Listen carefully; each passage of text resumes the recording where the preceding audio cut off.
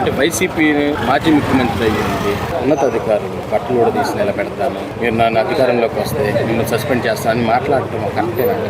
ఆయన ముఖ్యమంత్రి హోదాలో శ్రీ జగన్మోహన్ రెడ్డి గారు గత కాలం పరిపాలించి వారు ఉన్నత పదవులను అలంకరించి ఈ విధంగా ఎడ్యుకేటెడ్ పర్సన్స్ ని, ఉన్నత అధికారుల్ని ఈ విధంగా సంబోధించి చాలా హేయమైన భాష, ఆ భాషని అందరూ కూడా రాష్ట్రం మొత్తం దాన్ని అలవర్చుకుంటూ హేయమైన భాష మాట్లాడుతూ ఉంటే మన సమాజానికి ఏమి మెసేజెస్ ఇద్దామనే ఉద్దేశంతో వారు మాట్లాడుతున్నారో అర్థం కావట్లేదు. కానీ చట్టం, ధర్మం ఇవన్నీ కూడా ఒక క్రమంలో వెళ్ళవలసింది ఒక పార్టీ అధ్యక్షుడు వారు అయి ఉండి ఆ విధంగా మిస్లీడ్ చేయడం అనేది చాలా దారుణం. వైసీపీ నాయకులు మొన్న అంటున్నారు, మేము అధికారంలోకి వస్తే గుంటూరు నుంచి అటు నరుక్కుంటూ పోతాం, ఇటు నుంచి ఉత్తరాంధ్ర వరకు మీ అందరినీ బయట లాక్కొట్టి కొడతాం, అది అని మాట్లాడతాం. మనం ఒక డెమోక్రటిక్ కంట్రీలో ఉన్నాం.